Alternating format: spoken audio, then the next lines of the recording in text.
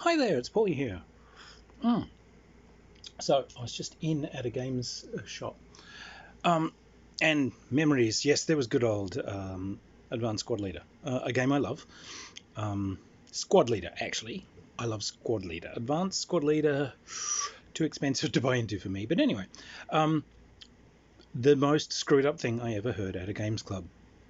So to reel back, how starfish eat clams. What starfish do is they actually clamp themselves about in a clam, they lever open the shell, and then they extrude their stomach into a small gap in the clam, and then they essentially they eat the muscle inside. So we are playing this giant game of Squad Leader. We've got Russians galore versus Germans, and there's tanks roaming around the place, and a good old German lieutenant is hiding behind a bush. Now, in this game, you can close assault tanks. It presumes you're attacking with, magnetic bombs and handheld grenades and whatever. But you have to kind of advance onto the thing that you're attacking. You have to make a morale check. It's kind of hard to do. Every counter can do it, but that includes individual leaders.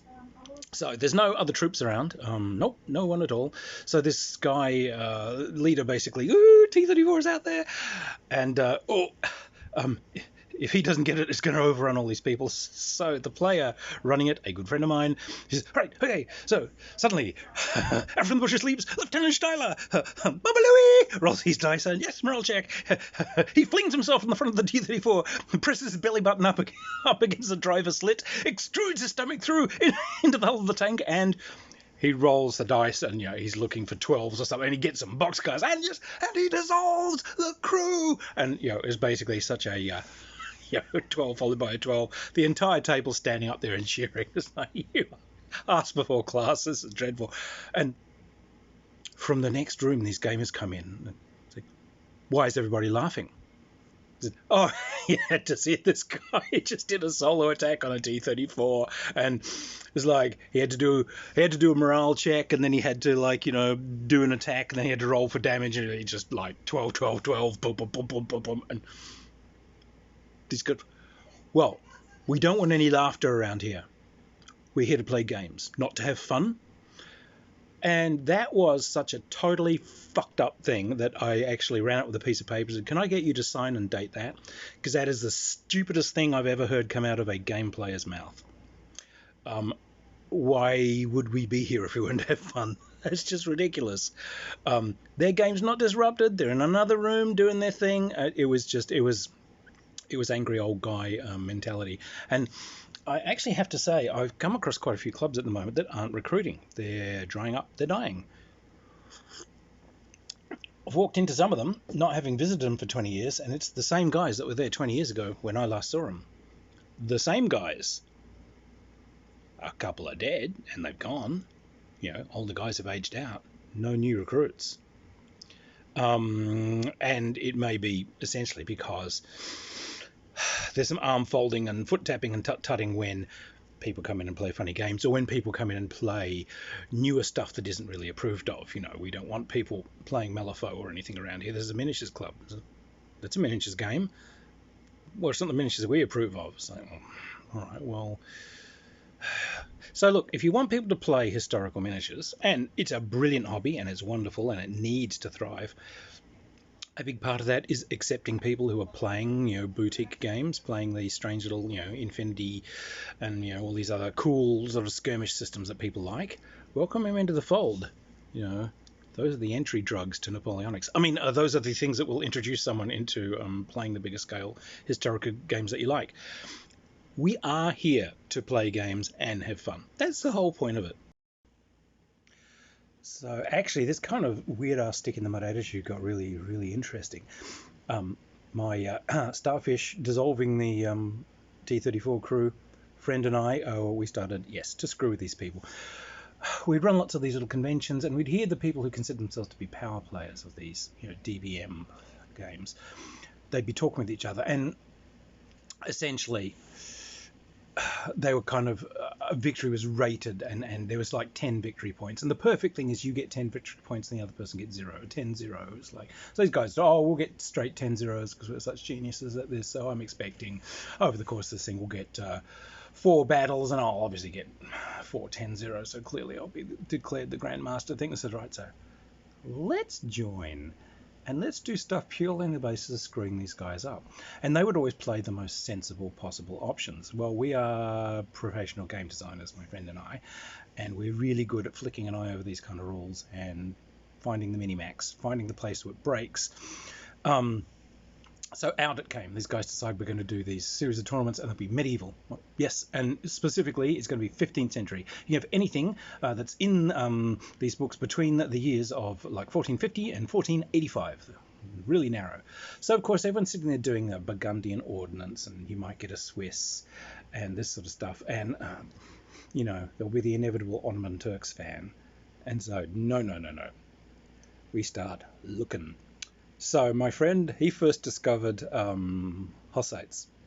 For those of you who don't know, the Hussites were a religious movement, 15th century religious movement from Bohemia. And what these guys very famously did was Wagenburger. They made war wagons, big old wagons with huge kind of thick wooden sides and big wooden pavises hanging around the horses to protect them, and they would kind of march these things along in a giant square formation, fill the wagons up with handgunners and crossbowmen, and they would link them together with spiked chains and so on, and they could line those gaps between them with guys armed pretty famously with often great big flails and so on. And this was a peasant army's way of negating plate armored, lance armed feudal cavalry that the Germans had, who were trying to wipe them out because, you know, the German cavalry is running up against these forts, which is rolling them. But Friend basically finds, you know, the gap in the rules. If you a war wagon is a huge, long, thin base. So if you move something on to the table, and if you can't quite or if you move something and you move into a unit, and if you can't quite clear it, you move forward until your base clears it, and then you put it down. So this was the linear accelerator. He had a whole bunch of these off board. Right, time to go. So the other guy would have his camp miles back. So I'll put down a one of these huge long war wagon miniatures, bonk, on the table. I'm moving it 1 millimeter less than its full move. Okay, one millimeter. Umpire notes. Okay. I move on another one in the exact same line. Oh, and I move through the war wagon, but it's 1 millimeter too short, so I can't clear it. So this one moves forward until it reaches the end of the first one, and then he'd move another on that. So he'd make this bridge going clean across the board of these war wagons, and then basically ploughing straight towards the other guy's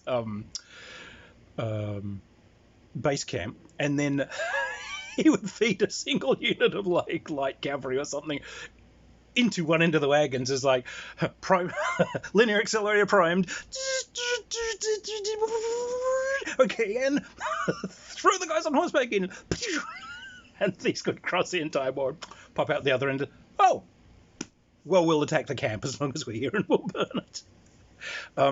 That was his way. As long as you could force these guys to a draw, that was fun. The other ploy this friend came up with was Koryo Korean, because under those rules it was all just fortifications. Yeah, you could have some sort of halberd guys and some bows and a couple of cavalry guys, you know, but he would just take the minimum, which was about one of each, and the rest was just line after line after line after line of fortifications.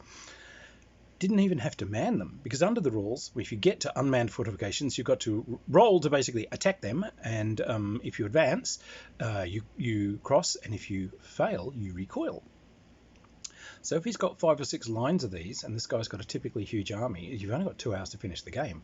And unless you've actually done damage to the other side's troops, then you haven't got any points. So this guy would just set his, you know, 2 compulsory donkeys and, you know, and an old man with a crossbow down one end of the table, which let these guys over one layer of these fortifications, climb this, and because they're rolling individually, only about half of them are making it, which means any of these huge organized groups break up into individual groups, and each of these requires, in terms of these rules, you roll a dice, and this is the number of orders you can give to like a command, but it goes to a group or to an individual base. But because he's broken these formations up into these scattered things, so there was just no way of doing it. 2 hours time would be up in the sky. Good, no casualties on either side, 5 each. And although then came the loophole in the rules.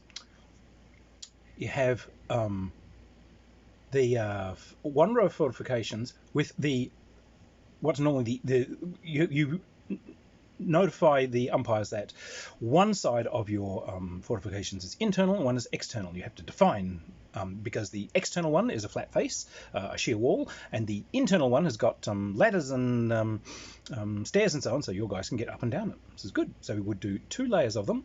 They are exactly 1 base width apart, but the side facing the enemy is internal. It's got ladders, it's got steps, and the second one closer to him, yes, the external side is facing the same way. Why would you do that, you ask? Because you can just cross the first set of walls free.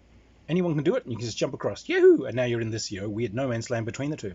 When you try and cross the next one, you've got a 50-50 chance of doing it. So on a 4, 5, or 6, yay, you cross the walls. On a 1, 2, or 3, you recoil backwards.